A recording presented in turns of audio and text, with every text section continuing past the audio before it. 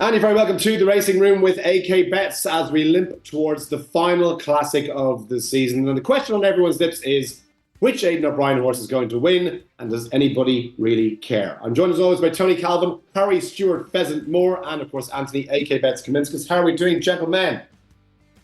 Very well, thanks. Very well. Don't all rush in with your enthusiasm. I'm relieved you didn't have Oasis in your intro because I'm very disappointed as well. I was expecting something. I'm not disappointed. The amount of articles and programs I've heard about leading the news, it's people thinking they're being funny by getting every single Oasis song in their intros. Whatever.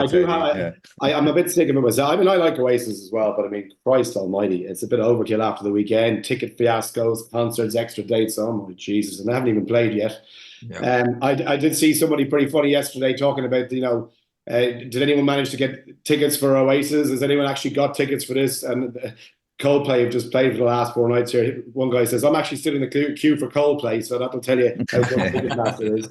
Any smokers in the group, gentlemen? Any of us enjoy the odd cigarette from time to time? No? Shaking the head? No. One of my favourite, I know you love good comedian, TC, and Bill Hicks used to do a good line about smokers. He'd say, I'll give you a fact about smokers. Non-smokers die every day of the year. What's going on with this nanny state crap about telling people where they can smoke, racecourses potentially, outside in smoking gardens now? Is this Keir Starmer going crazy, Tony? What's happening?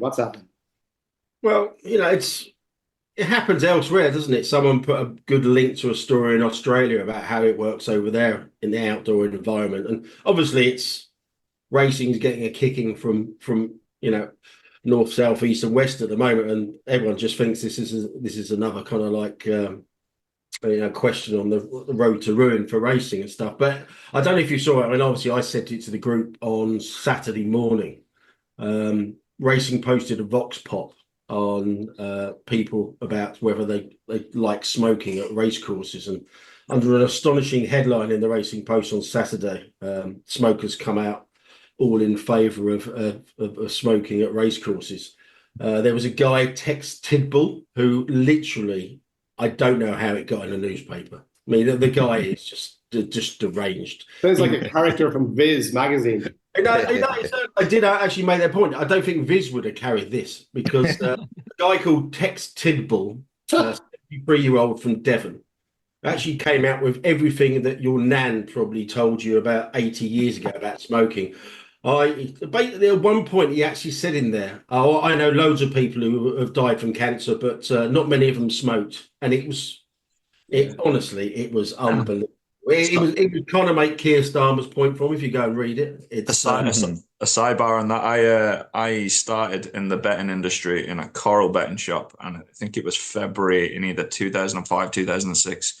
And my first week in the betting shop was a week before the smoking ban came into place in the UK. And I grew up in a non-smoking household, and I was in that betting shop for 1 week where smoke was everywhere. And I swear to God, couldn't shift the cough for about 3 months afterwards. Madness, like absolute madness. I think people forget what it used to be like going into, I had probably a slightly misspent youth now, going into snooker clubs at like 14, 15, and it's like going into stars in your eyes, walking into some buildings, like just smoke everywhere. You couldn't see for the first 5 yards walking into some buildings. Like it was insane. The smell was awful as well. Awful. Paul and myself were in when I was working over the Olympics. She came over for a couple of days. We're sitting outside in a restaurant, outdoors part of it, and everyone's smoking away. And she had to go home because she started to feel nauseous and sick with the smoke coming in and out. And I've seen a lot of, I guess, the arguments against having smoking anywhere from people to say, look, we just don't need it. So, I mean, look, I don't know. It's all a big deal over nothing, really. We'll see what happens. But I think it's another stick that the Tories are using to beat Keir Starmer. Harry, what do you reckon? Well, I don't know about that, but it's. I just think that sometimes racing needs to think about the way it's perceived outwardly, that the direction of travel for smoking is going to disappear. We've already stood up for slot machines. As an industry, I just think that you're not going to win this battle, and I'm amazed that racing has decided that this is a hill it wants to fight on. But there we go. Yeah, no. There's only one upside of this. The best ever smoking scene in the film was in Bruges. Oh yeah, there, where it actually just goes and knocks her out. And Yeah. Oh yeah, went back and had a look at that. It was highly amusing. Brilliant. Brilliant. Love that film.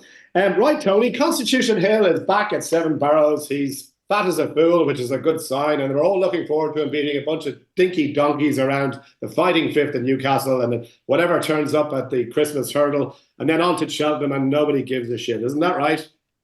It's but obviously we were having a joke about this, and we've had jokes about this and discussions about this in the past few years, and I was a bit taken aback given that he only made his point-to-point debut in April 2021. He's only raced 8 times, and I did forget that he only raced once last year. But I mean, obviously, I think there's a lot of unfair criticism about Nicky Henderson about this. Obviously, he's very cautious about his superstars, but I think what you have to remember is they don't own the horse.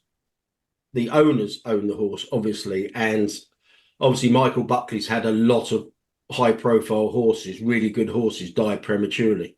So I think the trainer is the front man for the owner on a lot of occasions. So he's the fall guy, as it were.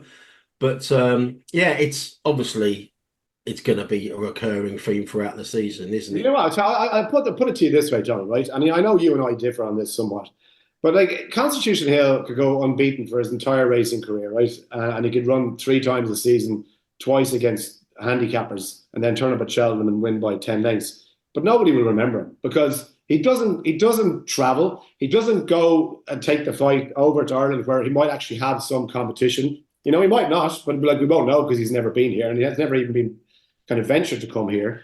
And like, you know, in a year where Istabrack passed away and it'll go down as one of the legends of the 2-mile hurdling division, when you think of the Hardy Eustace, Brave Inca days, you know, when they have battles every time they turn up in the course, this guy could be the greatest ever, but nobody will really remember him because he's just doing his thing and he's avoiding whatever competition there is out there. And I just think that racing is the problem here. Racing facilitates this. They facilitate trainers and owners to go where they like without putting the best against the best on a more regular basis. And it's the Irish racing fans and the English racing fans and the Brits that suffer for this. Yeah, I would take that on board, but obviously the Irish can come over and take him on if so want before Cheltenham. Yeah, it's a massive problem. It's the result of a bloated fixture list, isn't it? Where people just pick and choose whatever grade 1 they want to run in, full run a race, etc. But did you think this week City of Troy got a very easy pass on? Oh, I'm going for a racecourse gallop. No, I don't, because he's September the 20th. He's danced every dance this season. You know, he ran the Guineas, he ran the Derby, he's won the King George, he's won the 3 Group 1s already this season. He's danced every dance. You know, they're going for the Breeders' Cup. That's the target. Like, I don't think you can accuse him of dodging anyone. I don't think you can accuse him of taking the easy route around. It's particularly after what happened in the Guineas. They stuck him straight back into the Derby and they went the hard route. So I don't accept that that's the same argument as, say, maybe Constitution Hill and what we've seen from him. No. I just think if it normalises high-profile gallops, then... Yeah. No, absolutely. There's actually a big financial downside of getting some of them horses beat as well. Some of Aidan's beat. Like, the financial downside of Constitution Hill being beat the odd time is just fucking close to zero. You've got to remember that the horse has already been beaten because he got beaten in his point-to-point. So technically, he's not unbeaten. Yeah.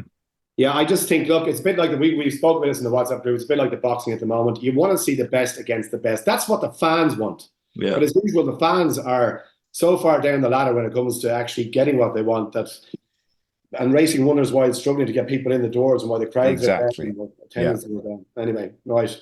Okay. Tell us about the Tony McCoy Awards this year. I was really looking forward to it. All of us putting on our tuxedos, gentlemen, a lovely night out, and we go and clap the greatest and best that there is in the horse racing society. But they're actually not going to take place this year. They're being delayed, apparently, because the Jockey Club have no money. Is that fair? This was actually quite a staggering story. I mean, I'm not sure if the Jockey Club racecourses use this term, but the Racing Post said the McCoy Awards are delayed until 2025. They're not going to take place in 2024, which is obviously absolute nonsense. But the underlying issue here and the underlying story is that they're delaying these awards delaying, because the Jockey Club are trying to cut costs, which it shows you what a bad state they're in.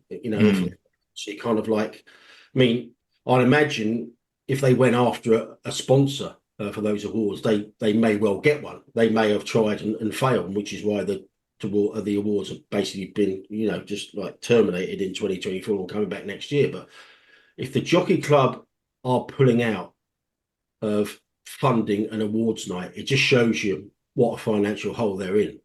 Yeah, I also think as well, just on that, like, what sort of state will they be in next year? Like, how are they even going to take place next year? Like you're saying, like, I think it's probably a positive thing, to be honest with you. Like, who needs these pointless awards? Like, so people, all the same people can turn up and talk to each other. It probably adds nothing.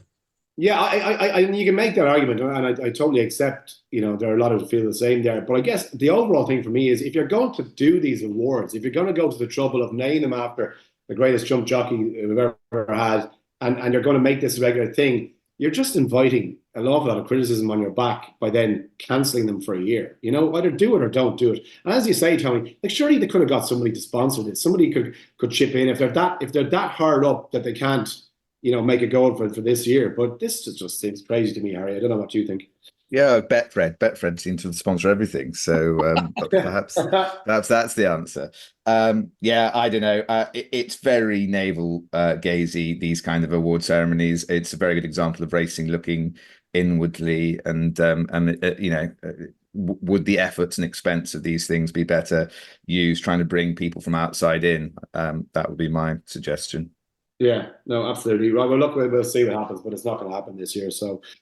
There we go. Right, Tony, a couple of races to talk about from the weekend. I had one bet at the weekend. It was Absurd at Chester, and he had duly obliged at 9-4. A lovely ride up the inside, Tony. I do love that track on a nice sunny day.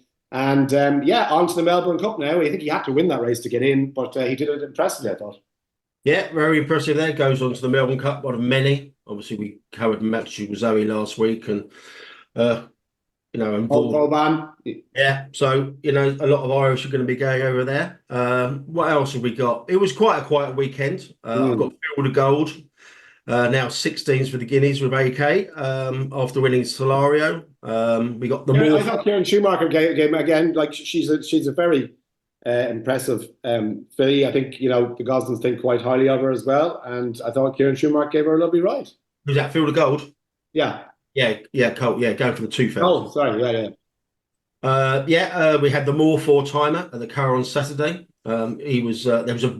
He told me about a very, very good filly that they thought was an Oaks filly before she ran at Goodwood. Dreamy, that won impressively. That's now quite a reasonably short price for the Oaks. So Dream was there, and obviously he was getting all the plaudits for coming from last to first on Wigmore Street, the Irish Cambridgeshire. Not often Moore wins on a massive drifter, on the show drifter as well. So yeah, he was getting the plaudits there. What else do we have? We had fantastic. All our female listeners, that's what the term they use to describe you, TC. Dreamy. Dreamy. Yeah. Nightmare more. Listeners or viewers. Yeah. Oh, sorry, Brad Pitt. And also you mentioned Nashville, and Andrew Balding had a nice winner as well over in the States with Frankie on board. Nice prize pot too, Tony. Well, this is why. Well, I had a subsequent question. It didn't get in because he put it in late, and he was talking about Godolphin having so few runners over here this season, and they've got horses stationed, in America, mopping up the Grade 1s over there. And obviously Bellum Justin isn't trained by a Godolphin horse. He's trained by Andrew Balding, and he's ridden by Frankie Dettori. And no wonder why Godolphin are going into the US, Australia, etc. The prize money. Bellum Justin finished 7th behind City of Troy in the Derby. It goes over for the Grade 3 Nashville Derby, wins £830,000. City of Troy won 880 for winning the Derby. Wow. So that's why would you have horses of that caliber running over here where you can just station them over there and just mop up these ridiculous prizes for Grade 3s Honestly, I was staggered when I looked at the prize money. When I watched, Oisin Murphy made the point on ITV as well after one of his wins over the weekend that, the middle distance breeding is becoming more popular, specifically because they're targeted by Australia, by Hong Kong, by America. And, there is this narrative now that it's all speed horses breed for speed. But he says, no, look, it's starting to turn back the other way. And the prize pots that are available over there are kind of dictating as such. So I thought that was an interesting take on it. We'll wait to see what happens in the next while. I don't think there's a huge amount of enthusiasm for the ledger coming up, but sure, look, that's not. We got a question on that later, so we'll put that right. And the only other thing that obviously the racing last week was the racing league, but I don't think we need to go there, do we? Well, it's just a bit of a kind of a damp squib end to it, I suppose. But look, we briefly mentioned it last week. The financial problems are well documented in terms of the interest as well. How many people are actually watching this, betting on this, and attending as well. So there was Alan Del Monte was on the ITV coverage on Thursday night, and it kind of gets lost in all of this. Everyone's saying, ARC are putting in loads of prize money, etc. They are, if they're taking that from other fixtures. That's a different kettle of fish, but it's lost in the mix. That the levy board, I think they're putting between 25 and 30% of money into these racing league fixtures. So you should bear in mind that this is kind of like levy board money, propping those fixtures up as well. Yeah, well, I'm a patriot, Tony, as you know, so I will support Ireland wherever they go, even if that's the racing lead at Newcastle on a Thursday night. Even if one of the team managers is a Cockney, etc. And what was your trading week like, AK? I presume you did a ton of business on Liverpool smashing Manchester United yesterday in the old Premier League. Yeah, good week, Premier League. Couple of Premier League fixtures that were of interest, and obviously the high-profile games. Turnover's really good. Probably not too many results-wise. Moderate, very, very moderate, to be honest. It's probably been a score draw roughly for the week. Scotty Scheffler running away with the golf. You have plenty of favourites winning, and plenty of comeback favourites winning as well. I can't think who they were. Even just like random.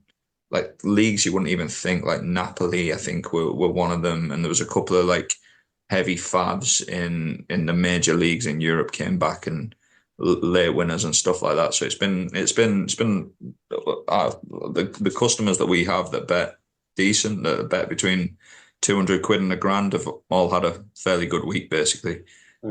So lots of favourites.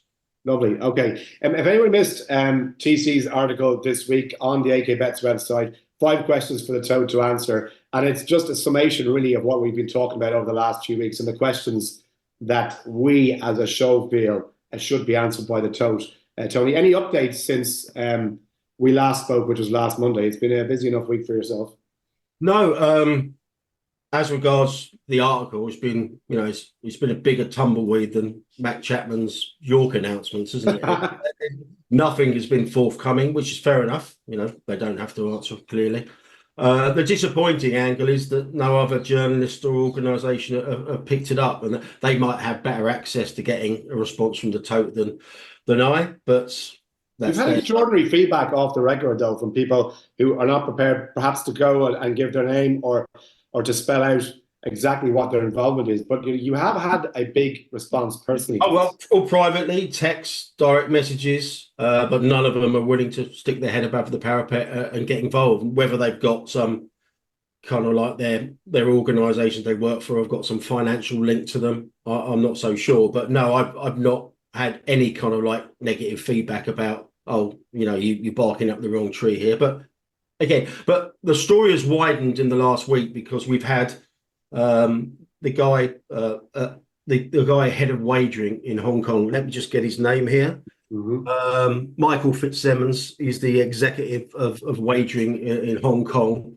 He's come out and said they're looking into, and they're going to work with the big punters about horses just crashing in price near the off. Now, this was prompted by a high-profile example at Gulfstream Park, where the winner at the off, there was trading at a certain price, and the return price at the end was 48% lower.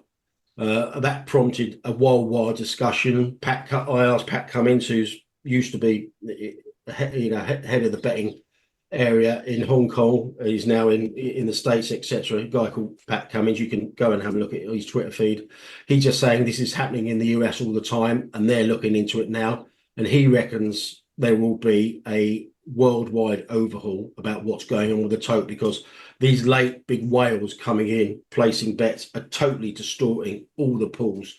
And there's, the suggestion is they're doing it bang on the jump, if not after, and it's causing grief, or it's causing grief everywhere. So this is not, we've been asking about UK Tote specifically, but it seems like Hong Kong punters and US punters are up in arms about this as well. And when Hong Kong punters are up in arms about it, something's going to be done. Again, we're going to keep an eye on the story. Okay, it's been an interesting few days, shall we say, Harry, for Ed Dunlop, and an interesting year if you trace the story to what's happened around the investigation and cocaine found on one of his fillies in Brighton in the racecourse stables there.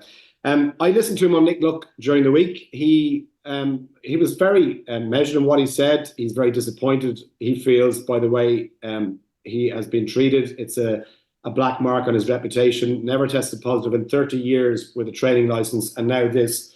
I don't know what to make of it, to be honest with you, but he has been given a 1-year suspended sentence for this. They have found the cocaine, obviously on the horse in question, but he continues to protest his innocence. What's your reading of it? Well, I think he's been treated disgracefully, actually. I think that as I understand it now, I don't think we've had the full written reasons, but I've been speaking to someone who was at the hearing, so I've got a bit of an inside track as to what happened there. The BHA seem to have accepted that there is no blame attached to Ed for this. I should say I don't know Ed at all. No blame attached to him. And yet the rules have relatively recently, and relatively, in my view, quietly, been changed such that you used to be able to show that you'd taken reasonable steps in order to prevent these kind of contaminations. And essentially, you got a £1,000 fine and a slap on the wrist in those circumstances. And I did that for a trainer in Newmarket, Ishmael Mohammed, for metabolite of ketamine, and it was a lot of hard work. You have to, constantly looking at CCTV footage, getting vets reports, all this sort of thing. But ultimately, what you got was a £1,000 fine. The rules have now changed such that basically, if you get a category A substance, which is what cocaine is, that's it. You are in a serious breach, and you're going to have a suspended sentence of 1 or 2 years. Now, initially, I'm not sure that people spotted it was a suspended sentence, and people sort of thought afterwards, well, that's not quite so bad. The suspended disqualification, rather. But that means that anything else that happens along these lines over the next year, and this disqualification will kick in. And the obvious problem for me in this is that it seems to me to be a charter for people who have issues with trainers to cause them real trouble. And this was something that Hughie Morrison was very worried about. If you remember, he had a horse, was it Our Little Sister or something, I think it was. Yeah. And the point he made at that point is you can't stop someone wandering around your horses and doing something to them. And very often the issue is at racecourses when these things happen. Now, if you just, put some cocaine in a horse's nostril because you don't like your boss, they get a 1-year suspended disqualification. You do it again 6 weeks later, your boss is out of business. That's it. And it seems to me that just no one seems to have accepted or dealt with the obvious target that this puts on trainers' backs. Yes, and interestingly, so Charlotte Davidson of the BHA told the disciplinary panel that CCTV footage shows the horse was approached by an individual who stroked the front of the horse's face. They then took a picture of the horse using their mobile phone before walking away. And that in and of itself, isn't that enough to place serious question marks here over Ed Dunlop's role in this? And the very strong possibility that, as you say, somebody else walked up and administered the drug, rubbed the horse's face with the drug, and that's what we're looking at here. Well, I think there are two things to say here. The first is that when we did Ishmael Mohammed's case, we established that the race course in track had not been complying with its own stable cleaning, with the BHA's own stable cleaning policies. When we pointed that out, it went absolutely nowhere. So there are all sorts of ways it can happen. But the other difficulty we've got is that cocaine is endemic in society generally.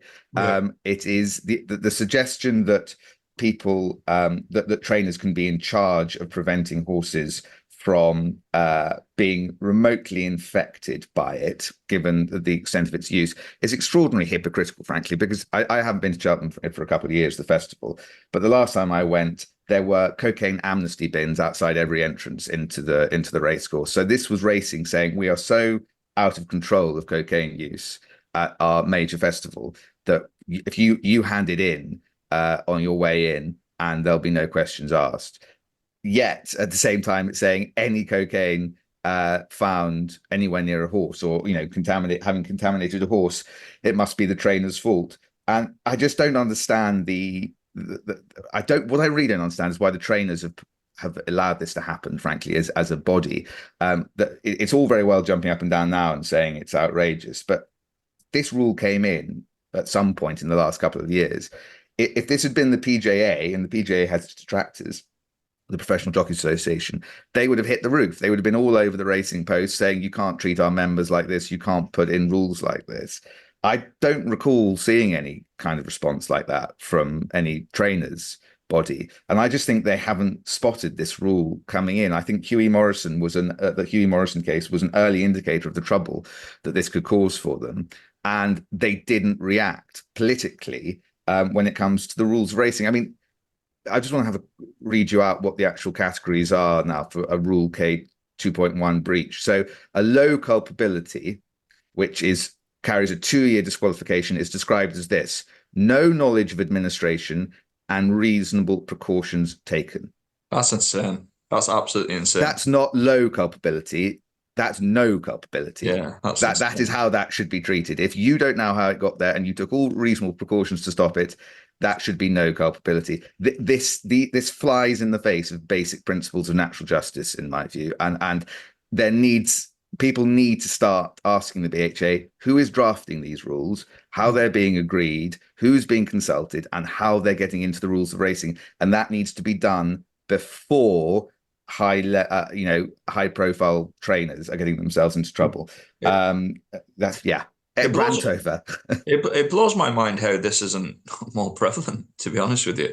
Yeah. Like the security at racecourses, and listen, I've owned the odd horse in the past, and I've walked through racecourse stables in Ireland and pretty much had access to every horse that was running that day if I wanted to do. Yeah. Like it's the security is absolutely, I consider it fairly bare minimum. The fact that strangers or people that used to work in yards or whatever and their friends can walk up to horses and pat horses' noses before they run, and like you said, the nefarious angle, but like for me, like even just the people, like how just innocent cross-contamination, exactly. Yeah. But what about big trainers that employ hundreds of staff, and how hard must it be to keep all those hundreds of staff happy? Like this could happen. It's not even a racecourse thing. This could just happen. Well, I mean, anyway. Of course it could. Jockeys take cocaine. We know that. It's an appetite suppressant. I had a high profile Newmarket trainer get in touch over the weekend in just a complete funk, basically just going, I don't really understand how we got to this position where we are now so vulnerable. Our livelihoods, our yards, our employees are so vulnerable to a drug that is everywhere, getting onto our horse's skin, getting into their nostril, whatever it is that you need to do to contaminate a horse. And you've even got the BHA saying, well, we don't think it's your fault. Is there an avenue here for Ed Dunlop to challenge these rules? Is there an avenue for him to take this case to the BHA and say, well, look, it's going to be slightly difficult for him because his team came out afterwards and said that those are what the rules meant. I think there is an argument. The rule itself is so badly drafted. Yeah. I don't want to bore everyone to tears with that the usual rule in law is that the person who drafts it faces the brunt of explaining why the rule should be enforced in that way when they've drafted it that badly. So I think there were arguments he could have run on that scale. Yes, he can go to the High Court and challenge this, and it would be extremely expensive, and courts tend not to get involved in or not like getting involved in sports governing body decisions. That's been the traditional approach of the courts. I have to say, I think that if this one were brought, I would be very nervous if I were the BHA about this rule, because I think that it is astonishingly harsh. And as I say, I just think it flies against principles of basic natural justice. And you're playing with people's careers here. You know, it's all very well saying, oh, we're looking after the welfare of animals and integrity of the sport. Actually, you're not. If you're the regulator, you should go out there and try and find what's going on, not just say, right, we've got an official whipping boy every time there's one of these cross-contamination cases or environmental contamination cases, and it's the trainer. Our duties as regulatory discharged. We found someone who's responsible. That has not stopped this happening again. It's gone nowhere near to stopping this happening again. And I just think that I think this would be something that I would be nervous about if I were the regulator trying to hold this up in court. I don't think Ed will take it to court because of the expense and the drama and the stress involved in it. Okay. Well, it's a pretty unenvious position he finds himself in now, and for the next year, unless something changes. But one thing that did occur to me to bring it down to a more base level, I bet the tender for taking away those amnesty bins, I bet that's quite a punchy, isn't it? Just like, yeah. Just like, I won't charge you for coming and taking away those bins and etc. Yeah, exactly. Shane McGowan would have had a field day if he was still alive, jumping head first into those bins. And a few heads I know will probably be with him. The Gambling Commission last Friday, AK, the next stage of these wonderful affordability checks. I know you're a huge fan. Your website says we want as much affordability as possible, and we don't want to pay anybody out. How do you feel about the next stage here? Light touch regulation, all these little buzzwords here that make your life a living hell. Yeah, it's kind of nothing new, to be honest with you. Like a lot of this stuff is in place already, to be honest with you, and people who just wouldn't be aware that it's in place. My personal opinion would be that if you've got 3 county court judgments and you owe money on a loan or whatever, I think it's fair enough that the bookmaker doesn't take your bets. But I just think my whole thing with this is it's just regulators not understanding the ecosystem. It's just, you just do not understand the ecosystem. You think that because AK Bets or some other bookmaker stops a customer at 500 quid, that there's some kind of belief that problem solved, that person stops gambling. What we're seeing, and I put it up on Twitter last night, is just a carousel of customers, and customers hate it. They absolutely hate it. It's as if they're personally offended that me and my company are asking for this kind of information, and everything is done internally. It's like there's only a certain amount of people that can see, for example, bank statements. If you send it in, it's very well protected. It's all stored appropriately and meeting all conditions. So. But I can understand, like if I said it to my dad, for example, I said, if you want to have a bet online, you've got to send in your bank statements. My dad had just got, absolutely not. There's absolutely no chance. And I probably should rerun my numbers, but the last time I'd ran this, 78% of people on our website, and we're a small website, it might be worse, it might be better with some of the larger operators that have got a bigger sample of this. 78% of our customers that when they reach that stage and they're asked for bank statements, do not provide them. And it's obviously my company. I can see the customer services email box. I can see the email thread, the threads between multiple customers and our agents on this. And I'm just going to bet somewhere else. Sod you, AK Bets. I'm going to go and bet somewhere else. That's just the standard reply. And it's annoying customers. It's making the whole industry is just basically a carousel, and that's just the legal industry. There's plenty of people that, like we talk about cocaine being prevalent. The other prevalence for me is the black market with betting. People are just migrating outside of the legal market. The state loses tax revenue, levy is lost, problem gambling you might even think rates are decreasing, but they're not. They're just migrating essentially. And what it does is customers, you're probably getting 2 or 3 weeks out of a customer these days. So from a customer point of view, we talked about the Jeff Banks thing last week. From a customer point of view, the customer's kind of like, well, I'm going to get a run for a couple of weeks here, and then I've got to find somebody else. From a bookmaker point of view, a lot of bookmakers are just going, well, I don't need to provide customer service here to this customer because he's going to be gone in 2 to 3 weeks. The whole industry is just being degraded, basically. From a service point of view, the industry's never been so highly regulated. For me, problem gambling, absolute serious issues with gambling, they're very, very small. We know they exist. They're exceptionally small, and you're really hampering and just you're altering the whole ecosystem essentially, to the detriment of what I can see. Genuinely, and I hope I'm right, but I still think, maybe naively, that all the regulation is well placed and it's well intentioned. But the knock-on, I'm 100% genuine. I said the knock-on effects of this are, I think it will create more problem gambling. I think you'll drive it underground, and it's supposed to be to stop that and to manage that situation. And I know you wanted to flag up the Andrew Black situation that was in the post. I was at one of Bert's poker charity schools last year, and he was telling me about this, and it was just comical. And there was a lot of senior ex-Betfair execs there as well, and they were telling me similar stories. I mean, one of the former CEOs had his account suspended for 10 weeks while he proved that he could afford to bet. I mean, it's absolutely madness. And the Bert story about Betfair ringing him up and asking him if he can afford to have a $5,000 bet is just the stuff of comedy, isn't it? Yeah, it's bad. But that goes to one of the important issues in this for me, Tony, which is that bookmakers have not ever properly invested in their regulatory function. So they have got staff who do not know who Andrew Black is. The answer ought to be, if a regulator came knocking on the door and said, why did you not do investigations into the source of wealth? The answer ought to be, well, this guy used to own Betfair. We know that. We don't need to continue doing searches of someone who has, whatever the reports were, sold it for 250 million or something. But instead, they just go, oh, no, I'm looking at a piece of paper here that says we haven't yet asked you for your source of wealth and you triggered something. So therefore, we now have to do that.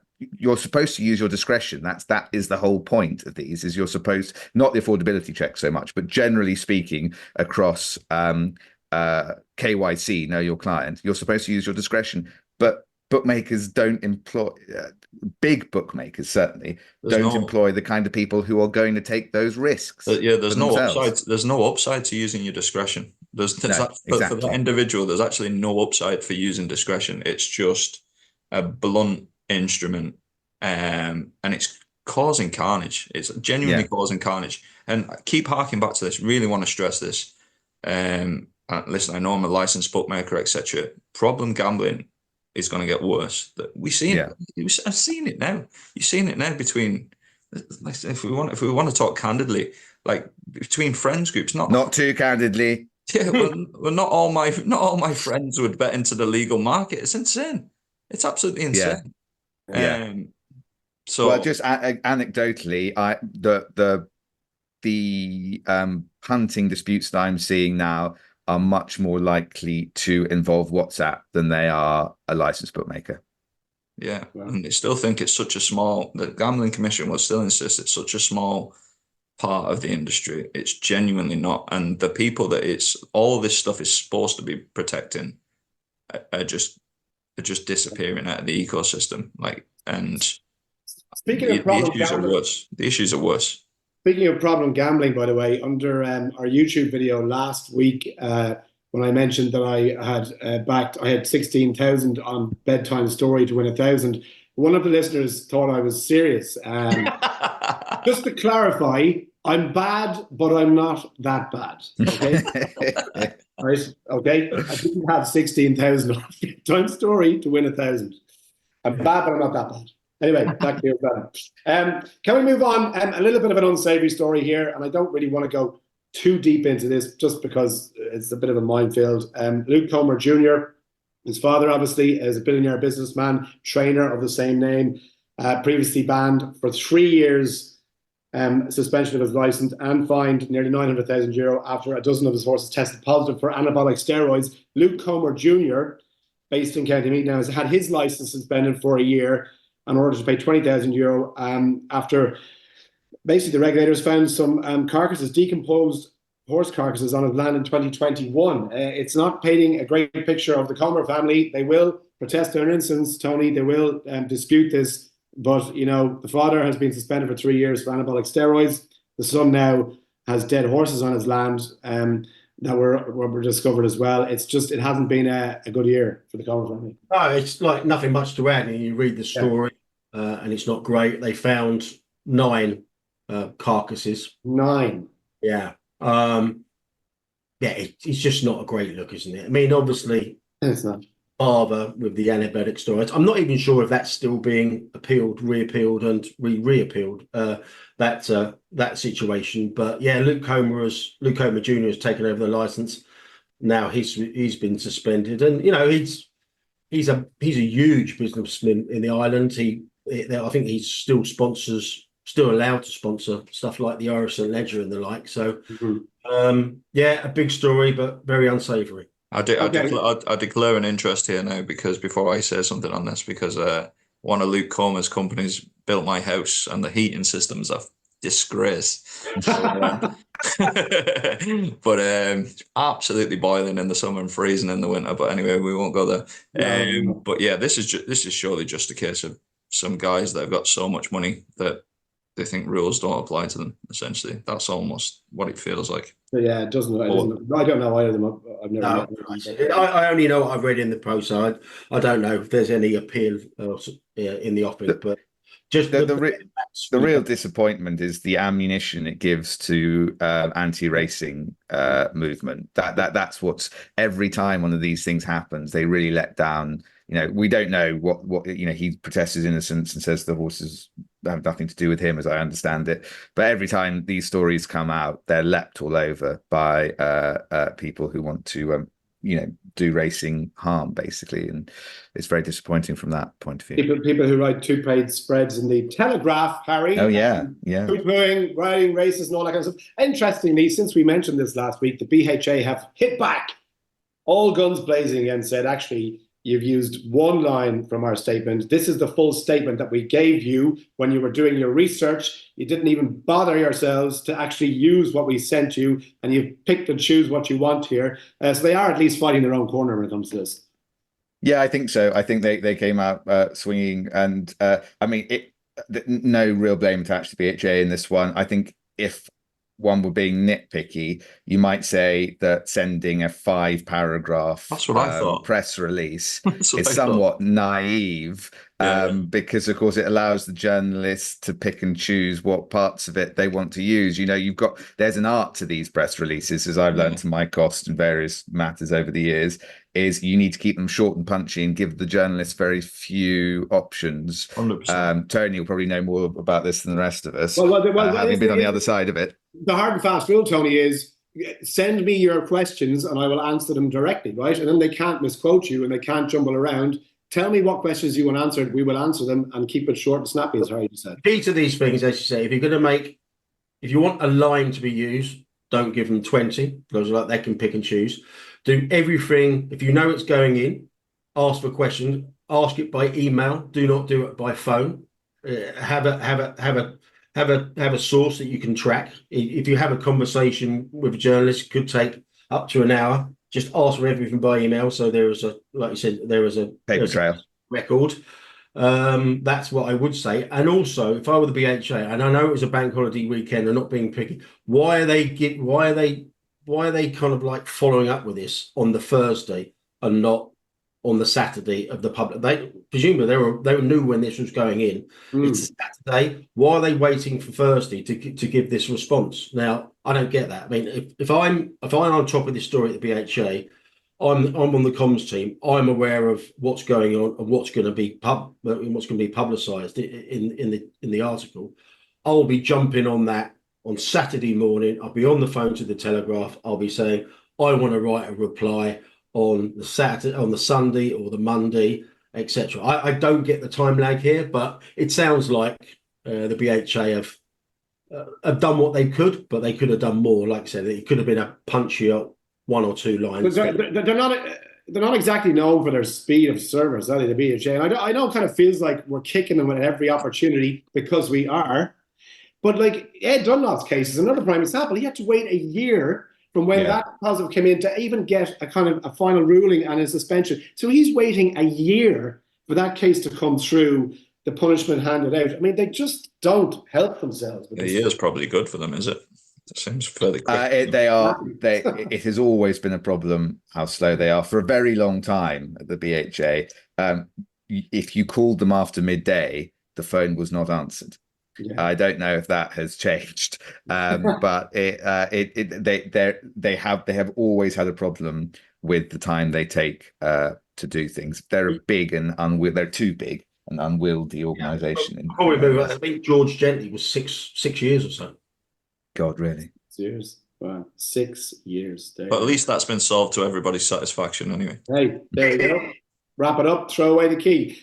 Briefly, Harry, where are we at with the prize money arrangement between the British Racecourses and the Racehorse Association as well? There was an intervention by Peter Saville, I think, last weekend. Where are we at with this briefly? Do you know?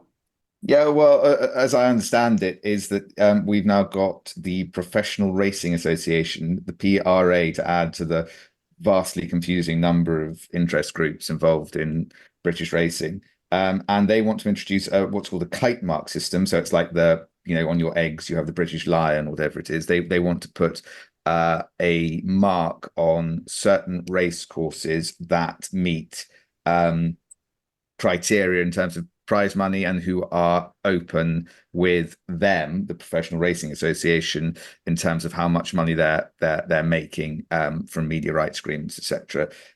Some have already started to do it, apparently have agreed to do it.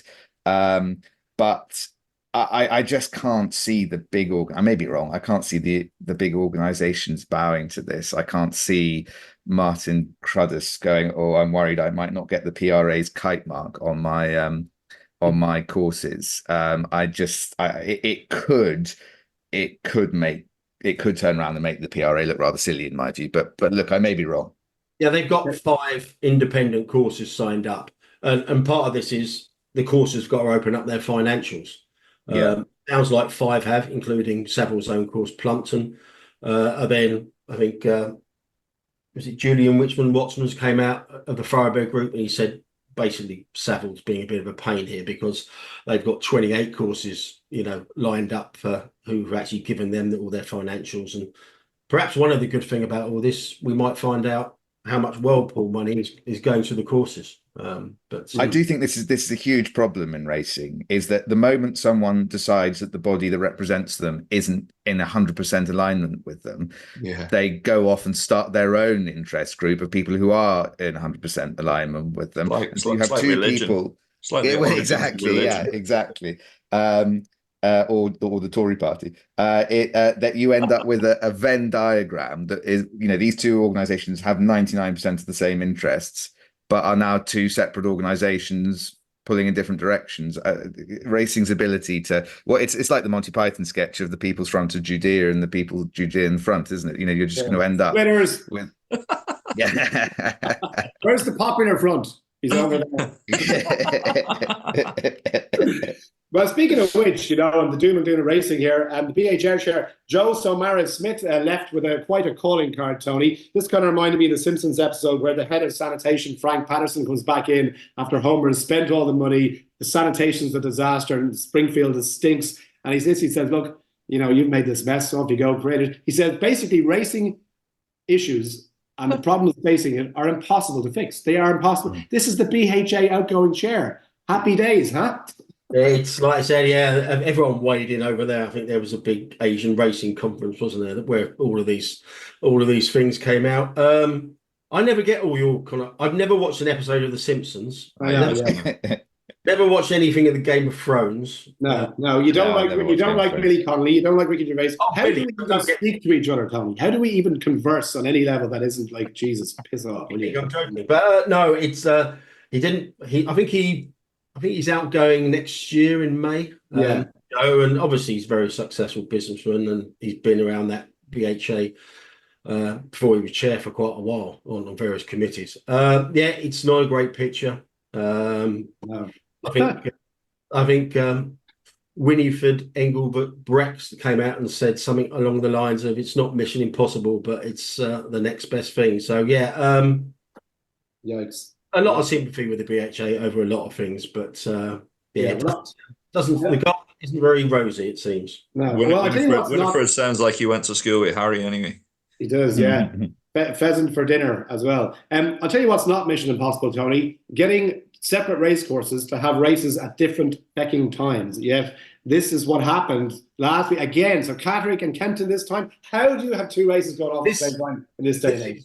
This didn't get the coverage it deserved. Now you have a situation whereby in the past you've got, there was a big push for get races staggered. So you got race times at 6:13 and next race going up 6:17. That seems to have fallen by the wayside a little bit.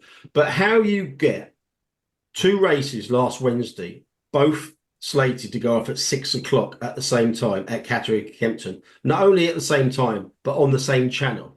Now, you tell me how the BHA allowed that to happen. You tell me nobody on Racing TV, where the two meetings were due to Copenhagen, didn't look at that on Monday and think, we should do something about this. It still appeared in the papers on Wednesday, and that's when it all happened. Now, I know how this would have happened is because the Monday where the decks were made was a bank holiday, and I bet nobody was in there to double check this. So they're going to have to. Yeah.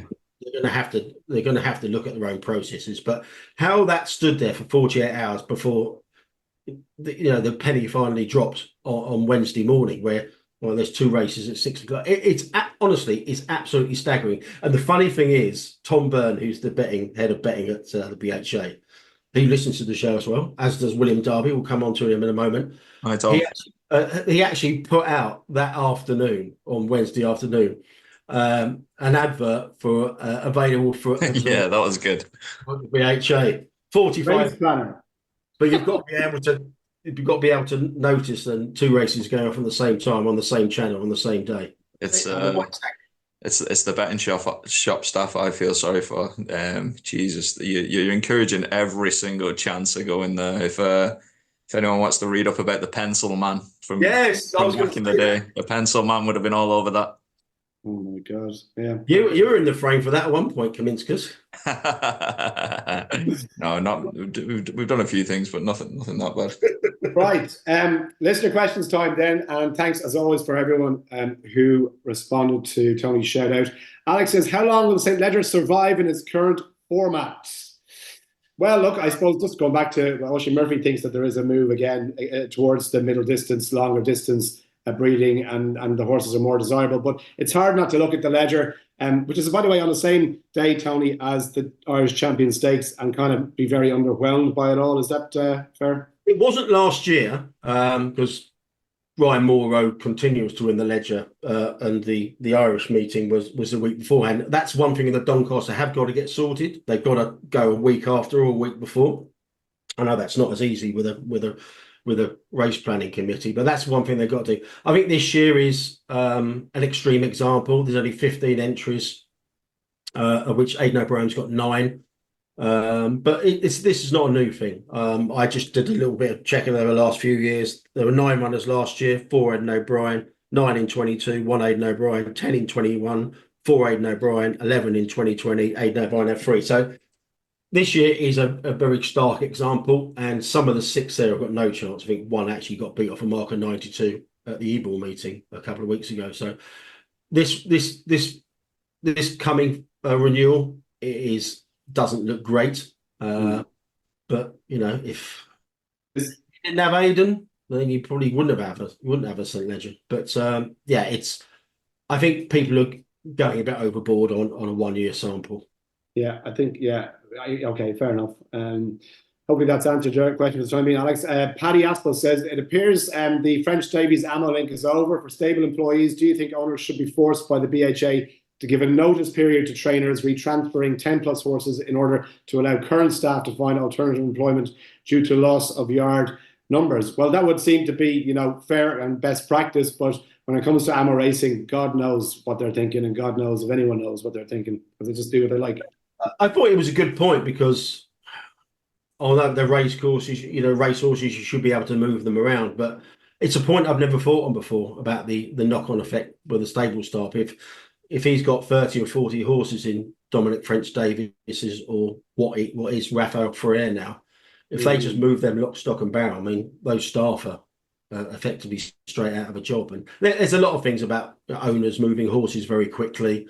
You know, they should be told to pay up bills before they move their horses to the next trainer, etc. So yeah, it's a good question, Paddy. It's something I've never really thought about, to be honest. Yeah, okay, fair enough. Owen McIntosh says, one that'd be interesting to hear about from AK's perspective, Betfair liquidity on horses is pretty weak. How often is the situation arising where something is drifting like a barge in the machine, yet his book is getting smashed on said drifter? I mean, would you notice even if that does happen?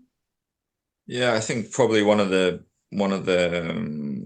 results of exchanges being quite weak and illiquid at the moment is it's probably maybe I don't know where it sits and things, but maybe it's something for the BHA integrity team and stuff like that. But I think prices get dragged all over the place now. Bookmakers probably still do use the exchange as a reference at certain times when it's almost irrelevant. But I think it's very, very easy to drag horses in and out and mess around with races on the exchange because they are so illiquid and there's nobody playing into them, essentially. And if you can move prices around with fixed odds bookmakers on the back of that, people are going to do that. And I know people do engage in that kind of stuff.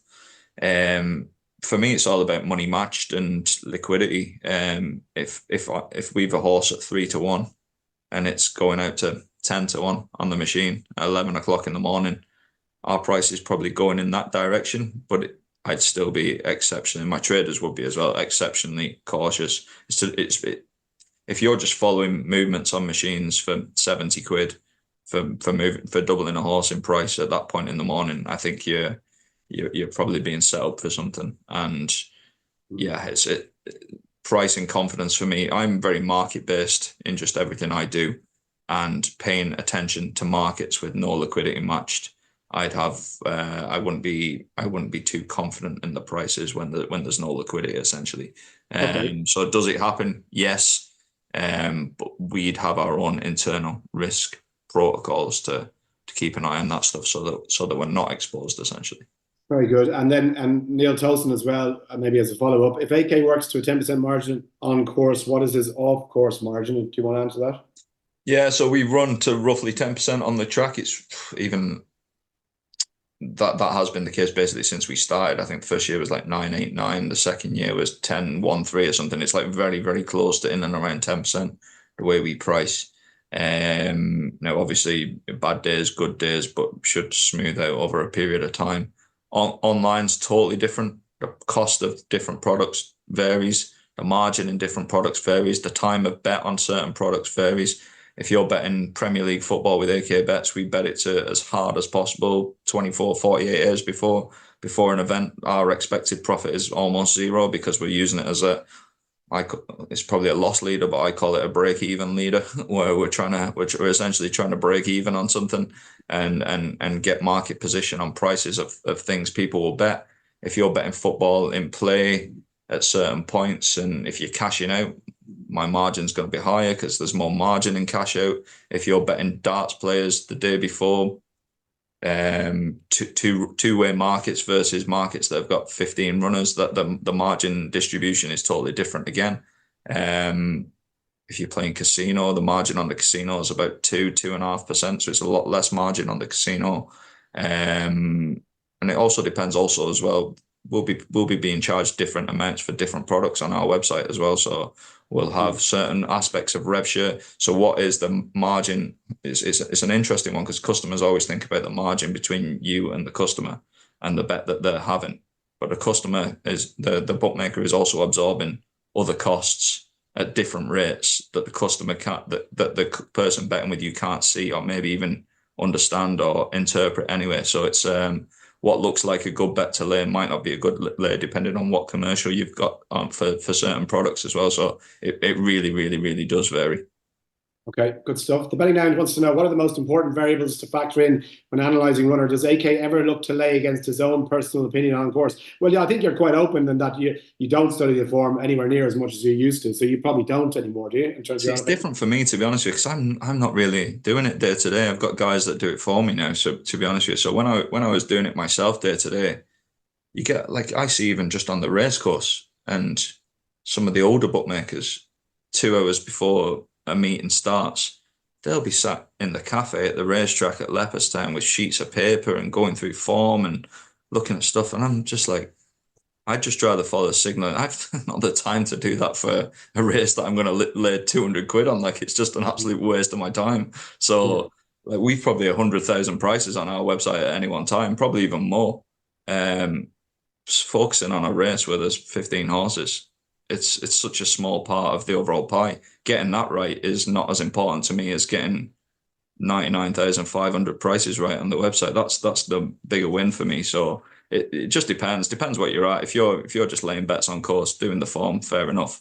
For the time and money involved, it's just not an efficient use of my time. We'll take a lot more opinions in big races. Essentially, I think horse racing just in general is top class racing, and the rest, I don't think there's class 3, class 6. I think they're all the same. I think it's top class racing and one bucket and every other race in another bucket. And we try and focus on top class racing for our pricing differentials, and the standard racing can tick away and without much opinion from us. Okay, last 2 then. Dave Bradshaw, on a related theme, how often would AK take a view on getting a specific horse or horses beat versus simply making a book to ideally guarantee profit? Well, I guess you kind of explained a little bit there. And what proportion of books do one or the other? So it depends. Like, again, it depends how much money you're going to lay on a race, for example. So all race shapes depend. If I had 100,000 customers, like a big operator, betting into a race, it's probably even way too high. But like, if I had a certain cohort of customers, the shape, no matter what prices you go, the shape of the field book will be, the favorite will be a big loser, the second favorite will probably be a small loser, and then incrementally based on price. People bet prices, not horses, just in general, the general population. So they're trying to bet a favorite, a second favorite, and then you'll get the guys that bet the outsiders. People who bet more professionally will have different strategies and betting into different price buckets. Say like Tony, for example, who's not really betting the front end of the market, but that's not seen in the overall field book of especially a bigger company. The favorite, even if you're uncompetitive on price, because you'll have such a cohort of not price sensitive customers betting nearly off, favorite tends to be a loser. It just depends what price you've got the favorite in the bag at, basically. Obviously, if you've got smaller amounts of bets coming through, that shape can be skewed if you lay a decent bet on a 12-1 shot or something like that. But in general, favourites are bad for bookmakers, second favourites are bad, and the rest tends to be okay. Ryan Moreland, 22-1 shot at the Curragh for Joseph O'Brien is a pretty good result for AK, in other words. Last one then, John O'Neill wants to know, is AK going to do another behind-the-scenes video like he did previously for Irish National Day? Irish Champions Day? Yeah, we've got one on our YouTube channel, which was very formative stages of AK Bet's no online operation at the time. And it was basically just decided to hire a lad called Owen Baxter, who I'd seen, he was doing a few videos at the time for, I think he'd done like one video with a trainer or something like that at the time. And we hired him to follow us around for the day at Fairy House on Grand National Day about 2 years ago, maybe 2 or 3 years ago. And that went well, and there probably wasn't loads put into the production of that, but it was well received. Since then, Owen have probably gone on to bigger and better things. Owen's doing loads of stuff for big organizations, trainers, jockey clubs, everything. He's doing really, really well. And he was really good to work with, and we've probably kicked on a small bit since those days as well. So it's we're going to do something we're planning something for the Dublin Racing Festival Saturday, the 1st of February, an all-day. I think England are playing Ireland in the rugby that day as well. So we'll try and do a big day of it video and do something a bit more professional. If it's an all-dayer, me and you would be there. Yes, Yeah, we get will. over, yeah. As long as you're picking up the tab. TC likes expensive gin and tonics. There's two things I want to end with. One, thanks for William Darby I rang him this morning. Someone rang him with a question. He answered that, so nothing to report there. Forever ever asked that. And the only other thing, Callum Shepherd has his appeal tomorrow about the case we talked about last week. Harry, how are you pricing it up? Is he going to result or not? He's pretty confident, by the way, that he will get a result. Go on. Yeah, no, I saw an interview with him. I think that the rules give as I said the other week, the rules give the panel very little room for manoeuvre. I think, however, that the way things happen at disciplinary panels, you never know, and particularly with the public pressure in respect to this one, you might find that the panel decide that life is a bit simpler if they knock this one on the head. I don't think that, strictly speaking, under the rules they can, but they do all sorts of things they're not entitled to do under the rules. So we'll see. He's covering all bases there, isn't he, Hugh? Does he get come on, Harry? Does he win or lose? What happens? I'm 10%. Come on. I'm going to go for. I'm going to say he loses. Okay, there you go. Hot off the press. You heard it here first. Download the AK Bets app for all your special offers and latest prices. I'm going to leave you with this, Tony.